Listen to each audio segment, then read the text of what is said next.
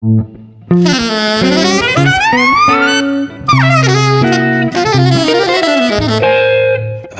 Jazz. On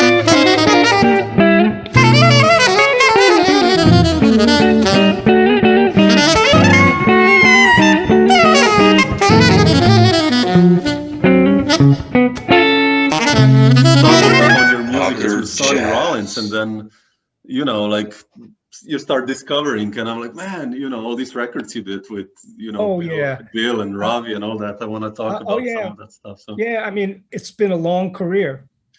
very, and such a great composer also, and besides being a player. Yes. So Yeah. so nice to see that. Yeah. So really want to dig through some of the stuff. I mean, you did and how you do it and how you Sure. did it. So Yeah. so thank you. Sure. My pleasure, really. Yeah. But I want to start. You mentioned I mean, I'll catch you here. You said Yeah. a long career, and I want to ask. Everything old is new again. Yeah. I'll start here basically. So, which is like the last record you did for Steeplechase, and Yeah. and it's an amazing band. With Billy Drews and Matt Yeah. Wilson and Jay Anderson. Yeah. And These are people that I really enjoyed playing with. yeah, and We all played a lot together. So. how did you hook up with all these guys? I mean, you probably know all these players since a Yes. long time, right? Well, I mean, let's see. Jay, I've been playing with so much. I know. We've played tons of gigs and done all kinds of music together. And Billy, I mean, I've always enjoyed his playing, and we've done gigs and we just enjoy playing together. Yeah. And Matt Wilson, I think he was on that record. Yeah. And he's another guy that I really like playing with.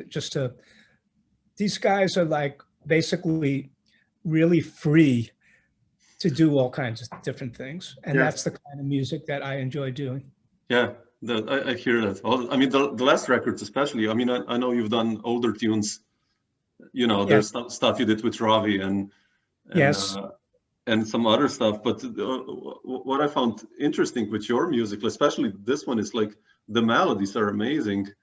When you write like Hymn for Her or One Once and all these, the melodies are so beautiful.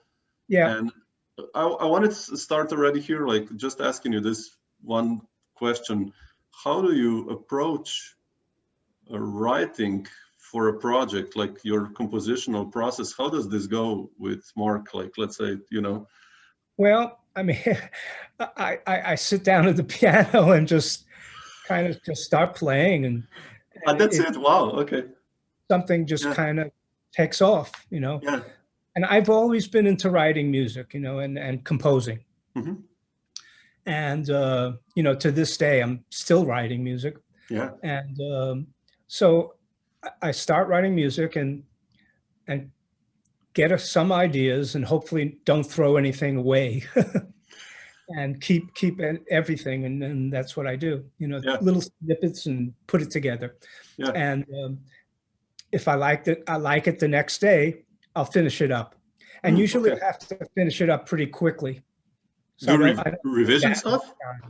Doing that. Oh, do you like also revisions and stuff? Like once you bring it to the band, do you change things or like usually keep it like it is? Or? Not really, not so much. Interesting. Okay. No, I have a new record recording coming out too. Oh, really? When? With whom? It's with Jay, Matt Wilson, and Rich Perry. Oh, really? With Rich? Oh, wow. And Rich is another guy who I love playing with. And so I said, let's put this together, and this is the 4th record for Steeplechase. Yeah. It's about my 15th record altogether, because I've been recording so long, my first record was called Rhythm Vision. Yeah, I know. And I love that one. Like with the mambo and those tunes. I love that stuff. Yeah. It was really not a straight ahead jazz record. It was like a mixture of things, which again, that's another thing I've always been into, is like different kinds of music, Brazilian music, Latin music. Um, yeah, if it's good, I like it. Yeah, yeah. I mean, that first one with Benny Maupin and all those other Yes. guys, it's Yeah, amazing. I'm still in touch with Benny, actually. Really? Yeah, Oh, uh, wow. we've Beautiful. talked about possibly getting something together again, but I don't know what's going to happen. Wow, But yeah, I amazing. was in Los Angeles, and he came to one of my gigs in LA, and it was really nice seeing him. Yeah, He's a great player. yeah, an amazing player. Yeah, I saw him live years ago. Like Yeah, I such really a enjoy player. what he does. Yeah, but just returning to your composition, let's say you know sit behind the piano and start playing. Yep, Uh, do you usually aware of, or I mean, do you think about the personalities in the band? Like, let's say because Billy plays different, let's say, than Rich, I definitely. do. So, Yeah, I do think about the personalities hmm, for sure, and I write to those people. yeah, okay, yeah, Like with Jay, I wouldn't. I write it specifically for Jay. And I know how he plays and yeah, what he does, and that's who I write for. Yeah, yeah. That's really important, right? Like but this. someone like Jay, for instance, he could go a lot of different places for Sure. sure. So I try to weave through different areas. Yeah, and all these players are, you give them anything, and it's gonna be like, okay, Yeah, you know, yeah. A whole bunch of different people have influenced me. yeah, yeah. Early on, pianist named Stanley Cowell. Oh, yeah, Was sure, He sure. was a big influence on me, Oh, actually. really? Wow, such an underrated player. I mean, like, not many Very people. underrated, Yeah, very great player. yeah. And so that was someone who I really enjoyed listening to. Still Oh, do. oh, Yeah. wow. But you also have on the last record, Happy House by Ornette, right? Oh yeah, Ornette. So that's another thing. So I really enjoy also playing more open, free music. Yeah, So that's why I included some of those things. yeah, I And love I that. know these guys can do that. So that's why I chose these tunes. Yeah, Yeah. I did actually two different tunes on two different records by Ornette. And yeah, I really enjoy doing that kind of stuff. Is he one of the, let's say you were growing up and when you became aware of jazz, like mid 60s probably, right? Uh, Hmm. when did you like, who were the first guys like jazz wise that kind of, when you heard them, blew your mind? Like, was Ornette among them, or like who were like these fellas or musicians? Oh God, so many. Um, who were the first guys? Oh, you know, I mean, Sonny, actually. Ah, really? Wow. Sonny Okay. Rollins, when I got to play with him, that was like, man, I'm playing with one of my heroes. Yeah, So that was that. Sonny and yeah, Monk, sure. Yeah, different people like that. I really used to love listening to, and then it became just vast from yeah. there. You just Yeah, start exploring. I Yeah, branched out into the all kinds of different people. yeah, So I listened to a lot of different people. I did, you know, yeah, I yeah, still do. yeah. But you were born in New York, right? In Brooklyn. I was born in Brooklyn. Yep. And when I was growing up, I really, my parents they loved to dance, Oh, and so I would play the piano and they would dance, oh wow, and that's that's how beautiful. that was kind of my introduction, and then from there I just took it further, Yeah. and that yeah. I mean, being in the Mecca, let's say in, the 60s, did you go like to some jazz concerts? Like when you became aware of like who were the guys you saw live? You remember those concerts that blew your Well, mind? Like, or it was really more in the 70s, yeah, I'd say. And who did I see? Oh, I know I used to go out a little bit to clubs and hear different people. yeah, Um, but I always liked going to hear some jazz, and so I just got into it from there. Yeah, I find it interesting with you, because many musicians who are born in New York kind of stay there or move like, to Connecticut or wherever, Massachusetts, and you went to San Francisco, right? I moved to San Francisco, yeah. And so that was a big move. And once I was in San Francisco. Okay, so yeah, so I first went out to San Francisco with a girlfriend and took the train out to the West Coast and said, I'm going to stay here, and I got really into that's when things really started to take off for me, in San Francisco. And at that time, there was a lot of music going on, a lot of different kinds of music, all kinds of different kinds of music. And so I was exposed to everything. And that's where I got into Latin music. Yeah, with Pete Escovedo and Sheila E., right? Yeah, I saw those records. I got into their music. Actually, when I moved to San Francisco, one of the first people that I was introduced to was Pete Escovedo. Oh, really? Oh, wow. Yes, and I went to his house, and I realized that, I'm into his music, and I was actually into it even in school, and so I knew about his music. I actually, the group was called Azteca. Yeah. And Azteca was around, and then I joined Azteca. And so I got in the band, and I gradually started getting into that kind of music. And from there, well, I hooked up with Fantasy Records, which was out there. Oh, yeah. And Orrin Keepnews was out there.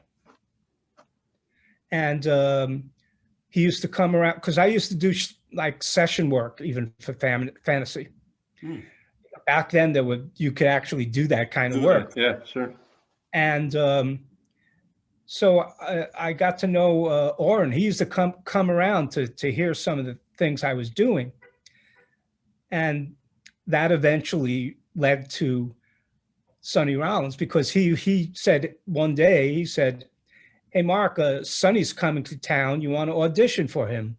Oh, well, he was looking for a piano player, or? He was looking for a piano player. And I said, "Audition for him?" And he said, "Yeah, come on out to Berkeley." So I went out to audition for Sonny in Berkeley. And this was like at about 12 midnight was the audition. So I drove across the Bay Bridge. And so I thought there was going to be a band there. And there's no band. It was just me and Sonny and Orrin in the studio. Wow. And we just played tune after tune. And, so I played all these tunes, and tune after tune. And after the thing, he said, "Okay, Mark, you got it." And so a day or two later, we recorded. Wow. And that was my first gig, was a recording. That was Don't Stop the Carnival. That was it. Oh, okay. Yeah. And that was with Tony Williams and Donald Byrd. Yeah. Well, here I am, I'm a young kid, and there's Tony Williams and Donald Byrd and Sonny, and we recorded for 4 nights, and that was it. Wow. And then at the time, I was with the drummer, Billy Cobham. Yeah, I know. I saw that also. That's amazing. So, we used to Magic. Billy, I love that one. Yeah. All kinds of stuff. But when Sonny asked me to be in the band, I quit Billy's band and I joined Sonny's, and that led to all these years, that I went on the road with Sonny. Yeah. How was like this beginning audition for you as a young piano player, playing standards with Sonny? Like, how was the feeling like? It was terrifying. But it was really a great learning experience, Yeah. It was really how I really got into the music, Yeah. Through that. Amazing. And how is he like a band leader? Like how was Sonny like a band leader? I mean, I saw so much footage with you guys.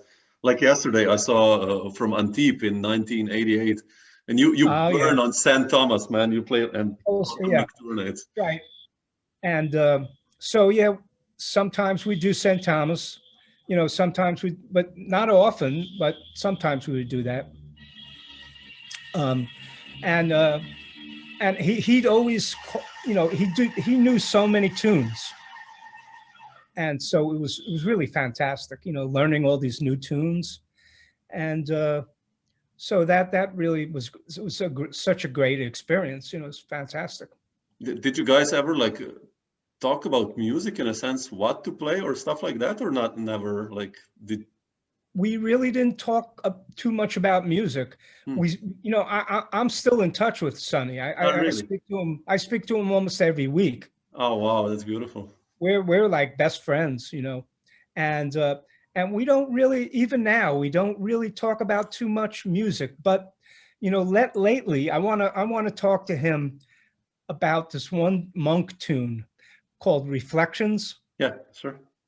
And I wanna ask him about what key he did that in, because I've been, you know, through the years I've been teaching, you know, and this one student of mine, we wanted to play Reflections, and I gave it to him in B flat.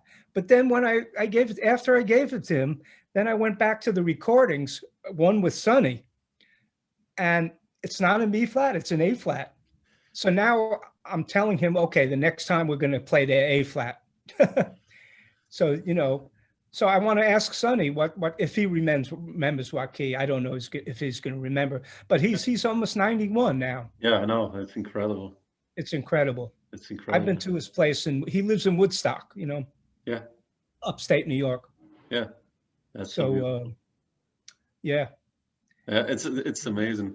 Yeah, was it with Sonny that you also went to Europe for the first time as a jazz musician, or was it already before with Pete or Billy? Was it the first time I went to Europe with Sonny? Probably was. I mean, we went to Europe so many times. I mean, also, we went to Japan a ton of times, you know. So, I mean, even Jerome said that on his, you know, every year or so we'd go to Japan, you know. Yeah. Which prompted me to learn Japanese. I took Japanese for 5 years. Ah, seriously? Wow, yeah. That's beautiful. I've forgotten most of it, but I did learn it.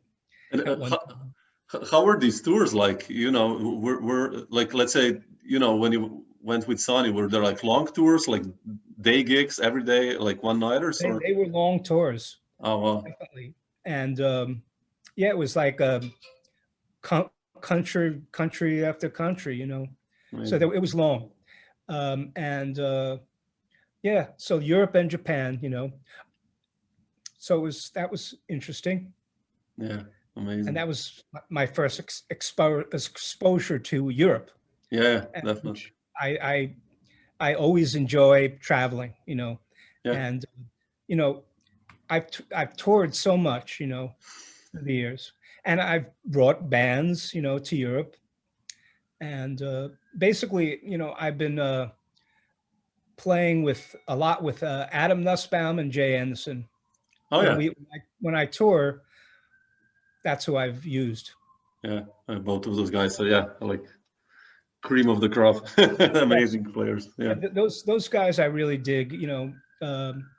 And we've done a whole bunch of different gigs together, you know, so those guys I really enjoy playing, and they both recorded with me, you know. Yeah, Adam sure. and Jay. Sure. But I've also enjoyed playing in different formats and different instrumentation, you know. And in the future, I hope to do more with, I don't know, maybe sextet or whatever. That would be cool. Yeah. Just expanding this. Yeah, which quartet. I really like. Yeah, but hopefully I'll get to. I mean, now it's weird with this pandemic thing, but hopefully there'll be another one or a few. You know, yeah. I've been writing, and so if I want to be ready to for the next one.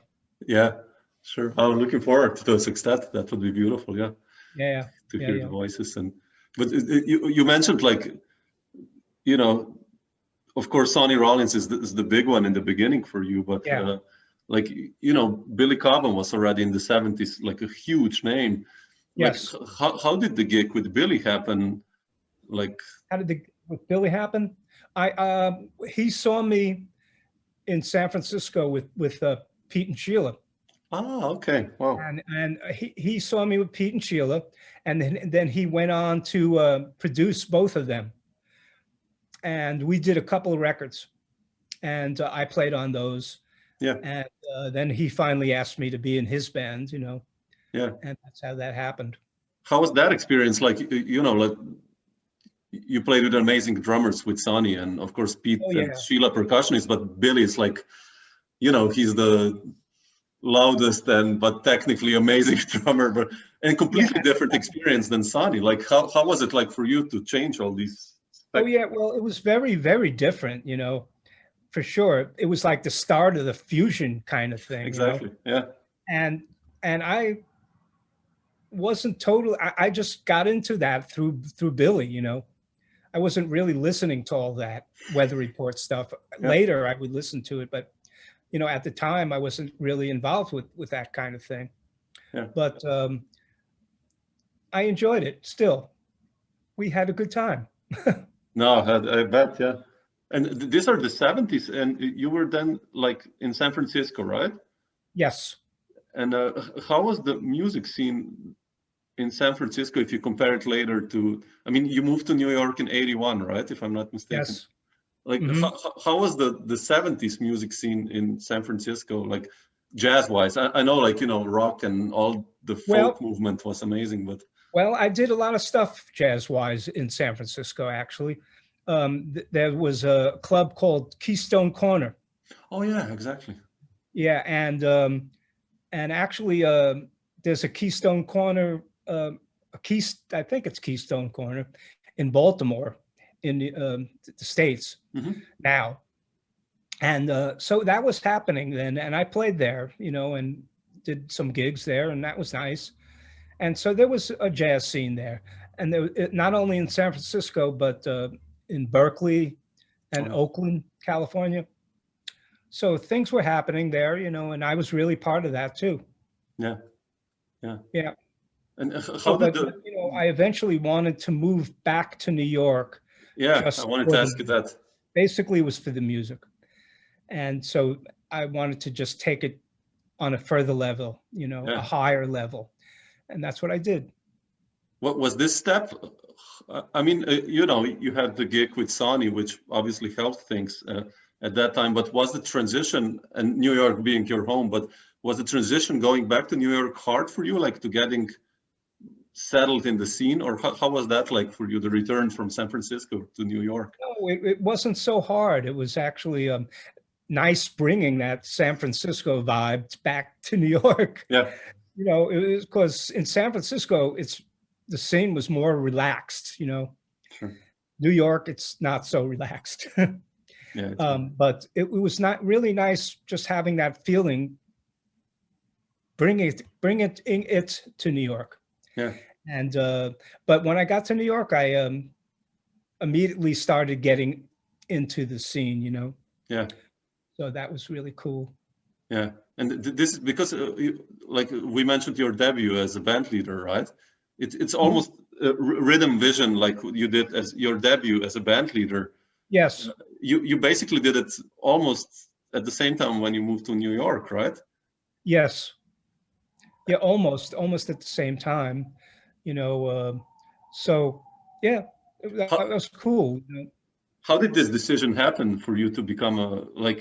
When was this moment for you, like to say like, okay, I'm gonna make a record as a band leader now, as a leader? You remember Well, that what moment? happened was basically Orrin Keepnews. I mean, that had that. What happened was I recorded a demo for what was it?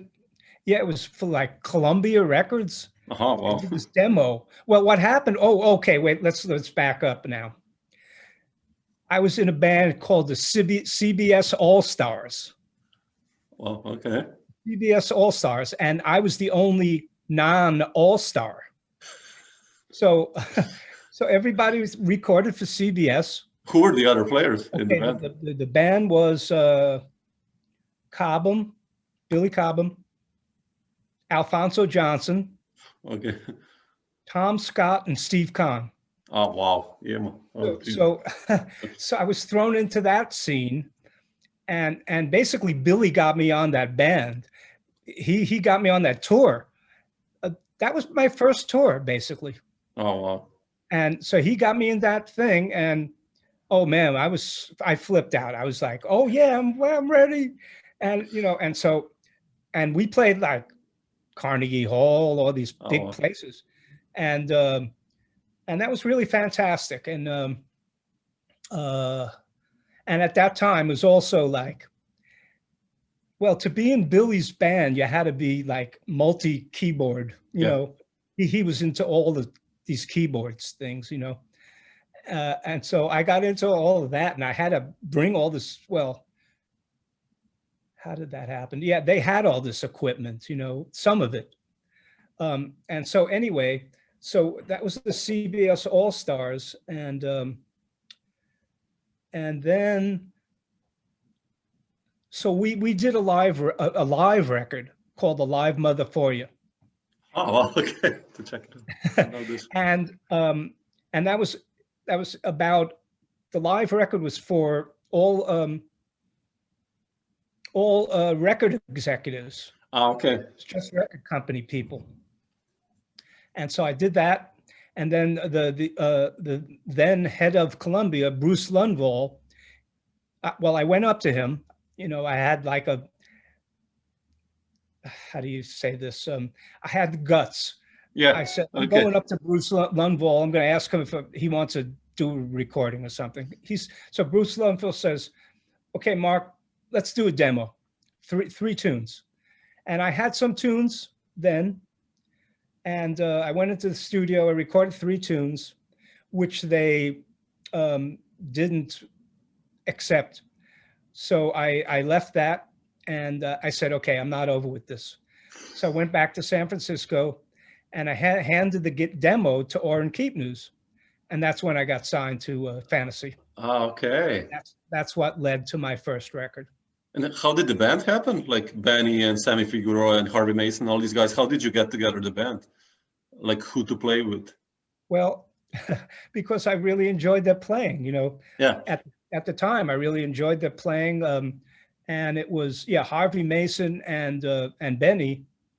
They were in Herbie's band, you know. Yeah, exactly. Yeah. Headhunters, you know. Yeah. And so I really dug them, and so I said, oh, let me get these guys together. Mm-hmm. And basically, what Orange said was, whoever you want to get. Wow, that's beautiful. And so that's how I ended up with those guys. Did you feel comfortable? I also had a friend of mine play bass, who I'm still very good friends with from here. Did you feel comfortable in this role as a band leader, or if even now, like being a band leader is like a different animal as a sideman, a side person? Is. But I'm very comfortable with that. Yeah. And I've always led bands, you know. Yeah, I know. So, yeah, I'm very comfortable with that.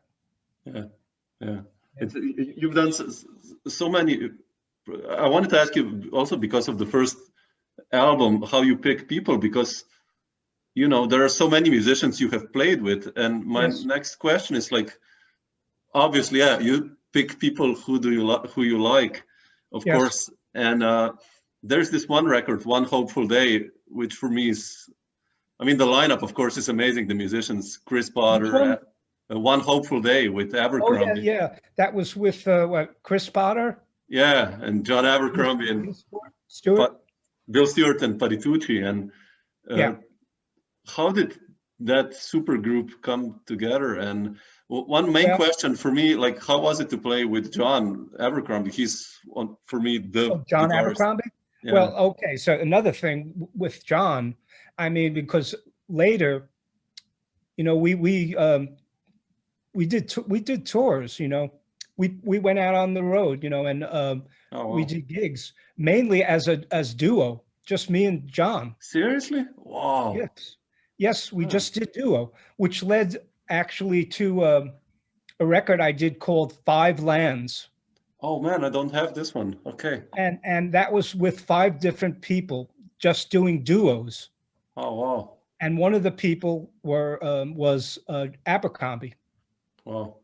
And that's how that relationship was. Yeah. And so, yeah, we did a bunch of stuff, me and John. That was really nice. Yeah. He's such the perfect duo partner for piano players. I have him with Mark Copland and Andy Laverne, and it's amazing. I mean, to this day, I really enjoy playing duo. That's another thing that I really, really like to do. Yeah. So on that record, I had a bunch of different people. I had Walt Weiskopf. Mm-hmm. I had Joe Locke. Oh wow. I had a Harvey, who now calls himself Harvey S. Oh yeah, Harvey Swartz. Yeah. And I also used Eric Friedlander, cello. Yeah, sure. Oh wow. Yeah. To check it out. So yeah, I had all these different people on that record. Yeah. You should check that one out. Yeah, I don't know this one. I have quite some, but I don't know this one. So yeah. Mm-hmm. Yeah, that was nice. So yeah, duo, beautiful. And one other thing, like, speaking of foreign players, Chris, of course, he's a monster, but you have also, I saw so many footage of you with Ravi Coltrane. Yes. And how did the story with Ravi begin? That was really interesting too. Another kind of player. Yeah. And that was very enjoyable. Got together and rehearsed before the recording, went over some of the tunes. Yeah. And it was really done pretty, quickly.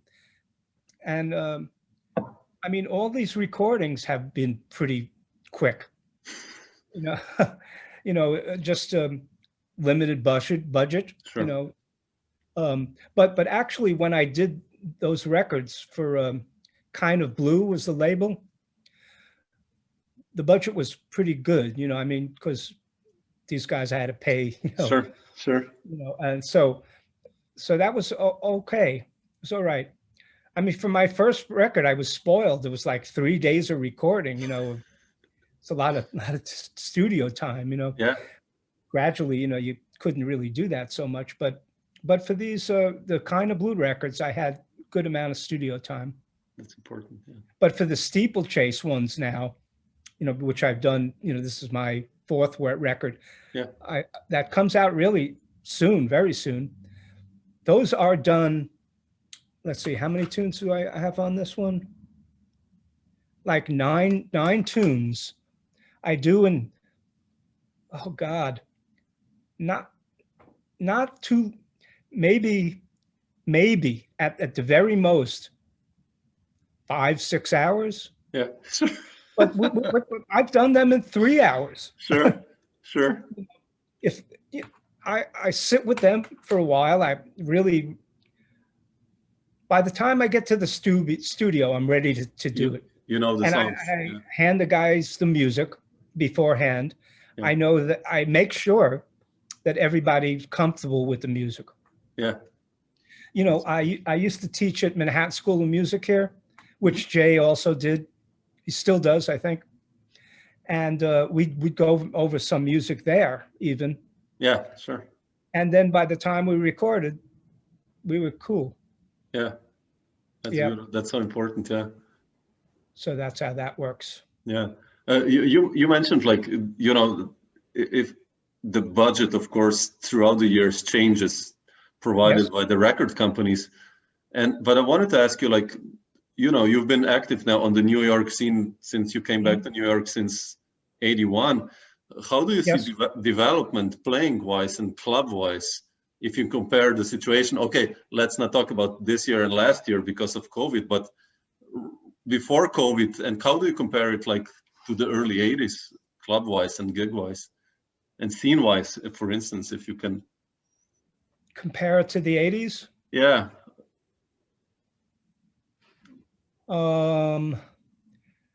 It's interesting. I think it's has been pretty good. I mean, it's a little hard getting back to that when this has happened, you know. Sure. Sure. It's just so different now. I hope it comes back, but before this happened, I was playing at the clubs. There were different clubs that I really enjoyed playing at. This one place, Mesro. Oh yeah, sure. I did a record from Smalls, actually. Oh, really? Which was a really nice record, by the way. And that was also with Rich Perry, and a quartet record. And, so the scene before this happened was very good. Mm. So I hope it all comes back. Yeah, let's hope that's right. Yeah. Yes. Yeah. I just want to also ask you about two things. One thing I noticed about you, like drummers really desire you to have you in their bands. Drummers really love you in their bands. Like, well, you know what? I love playing with good drummers. And you know what? Who I've worked with a lot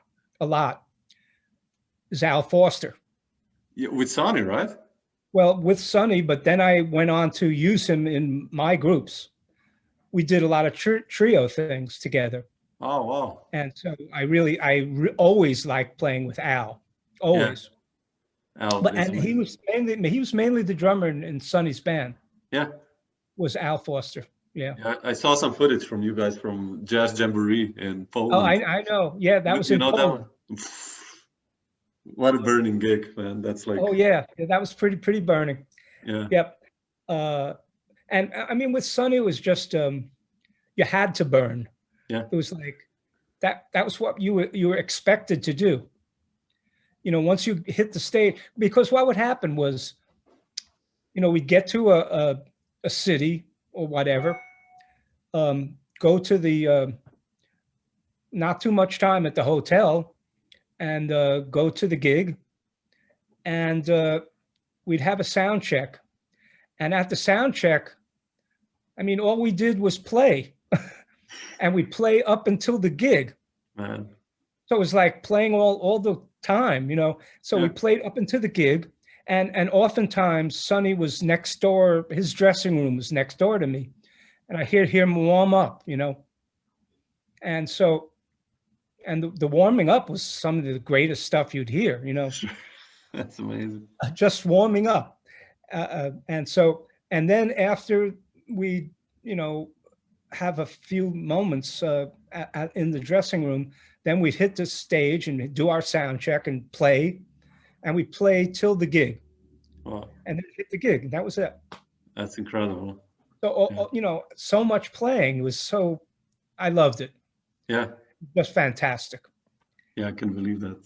Yeah. And so that's what I did all the time for years, Yeah. No, but I wanted to mention drummers, of course, Al Foster, but I saw you and have you on one record of Steve Smith, the New York Vital Information edition. Well, okay. So that's another one. So yes. So I played with Steve for a bunch of years. Yeah. We did a bunch of different things. And yeah, I mean, we had good times. I mean, Steve was so technical. Yeah. And that was cool. It was another thing. But yeah, drummers, that's, I mean, it was Billy Cobham, Steve Smith, all these people, different drummers. But with Steve, I listened to those records. There are some tunes like 8/5, and I don't know what they are like. Oh God! Open dialogue, rhythmically, like amazingly heavy. Yeah. Yes. How do you cope with those? But you make it sound so natural. How would you do that? How did I do it? Yeah. How do you make yourself feel comfortable playing in a 13 and Steve playing some quadruplets or whatever over it? Yeah. I don't know. It just comes naturally. Mm. Yeah, it doesn't take me too long until I pick up on it, Yeah. And I did a bunch of arranging for Steve too. Oh, really? writing for his bands, Yeah. Yeah, that originally started as a like a Buddy Rich kind of thing. It's called Buddy's Buddies. Oh, really? I didn't know that. Yeah, we did a couple of records with that. It was Walt Weiskopf, Andy Fusco, Yeah. and yeah, that was fun. Yeah, it's beautiful. Yeah. And one last drummer I have to ask you, it's like with Danny Gottlieb, you also played a lot. And Who? Chip, Danny Gottlieb. Oh, Danny Gottlieb, yeah. Yeah. And We Chip did Jackson. a bunch of playing together. Yeah. Like, Right. how did the collaboration with him begin? Like, when was that? Like already 80s or? That was the 80s, and we kind of had a band with bass player Chip Jackson. Jackson, yeah, yeah. And so it was me, Danny, and Chip. And then we finally hooked up with the record company and did, I think, a couple of records or something like that. Yeah. Yeah, there's another thing. It was fun, because Danny, he allowed me to do a bunch of different kinds of music. Yeah, that's so beautiful. Yeah. Yeah. So that was a lot of fun. And, I also enjoy working with some singers too. Like one in particular that I really enjoyed working with is Rosanna Vitro. Oh yeah, I love her. Yeah. Oh man, really? And as a matter of fact, I did one record where I did all the arranging. Oh, which one is that? It's the music of Randy Newman. Newman. Oh yeah, I know that one. Oh yeah. And that got voted got nominated for Grammy. Yeah. Wow, it's beautiful. Yeah. So Rosanna, I still like working with her when we work. So, so yeah, she's great. I've worked quite a bit with Sheila Jordan also. Great. She's amazing. Yeah, sure. Yeah, she's still around. Yeah, Harvey told me we did this talk with Harvey, and Yep. they've played together for 4 Yeah, I years mean, almost. we did a record with me, Harvey, and Joe LaBarbera. Oh, really? And Sheila. Oh, wow. I have to check it out. And this was a record called Spirits.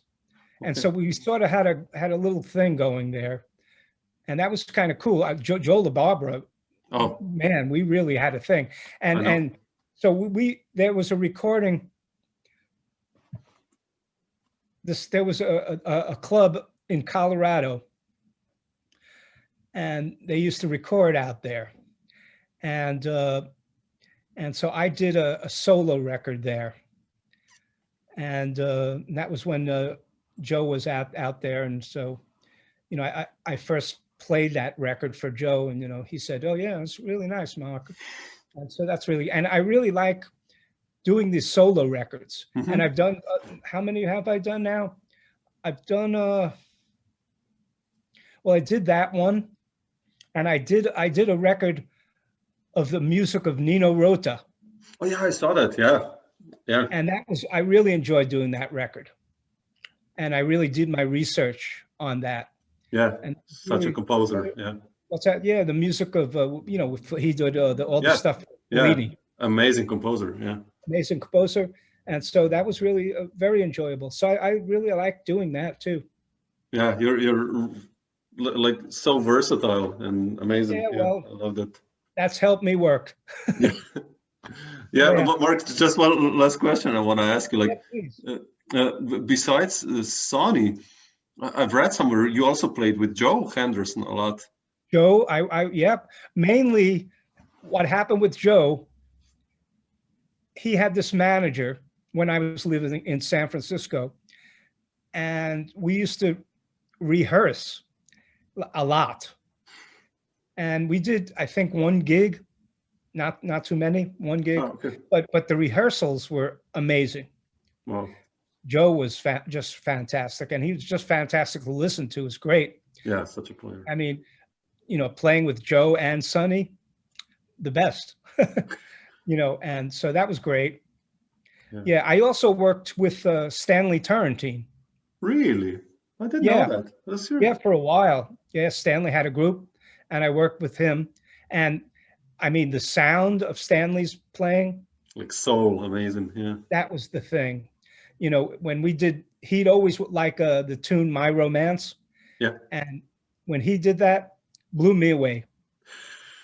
Just the sound. Yeah. You know, and that's the thing about horn players also, and not only horn players, all kinds of musicians, the sounds Yeah. that they create, you know, hopefully I create too. Yeah. Definitely. That's what I like listening to, you know, the sounds. Yeah. Rich Perry has an amazing sound. Oh yeah, man, I love Rich. Such Yeah, a he's player. great. It's great. So, you know, that kind of thing I really enjoyed. Yeah, it's like Rich and Billy, like both of the guys, your two last records. I mean, such players and so underrated. You know, I mean, they've played throughout 40 years, Yes. amazingly a lot, but still, you know, like they should be so much more widely known. Such amazing Yeah. sound and it's Yes. beautiful. Yeah. Yeah. And you play guitar, huh? Yeah, I'm a guitarist. Yeah. Yeah, great. Yeah. So trying. Well, aren't we all? Yeah, but it's fun, you know. I love it. I love Yeah, of composing course. and improvising and everything. So it's Yeah. a You blessing. know, I mean, I still practice, you know, I still work on my music, you know. Yeah, it's important. You know, keep trying to get it better, you know. I mean, Sonny, he was so, how can I say, he was so critical of his music. He just always wanted to get better, you know. It Yeah. didn't stop. Yeah, And he was an inspiration in that form, that way. that's amazing, right? You see the master, you play with him, and you see that he's basically playing and practicing all the time. That's like quite Yes. inspiring. Yeah, Yeah. very inspiring. That's amazing. Yeah, cool.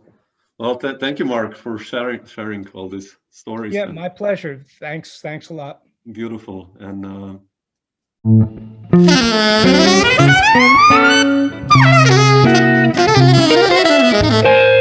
Dr. Jazz.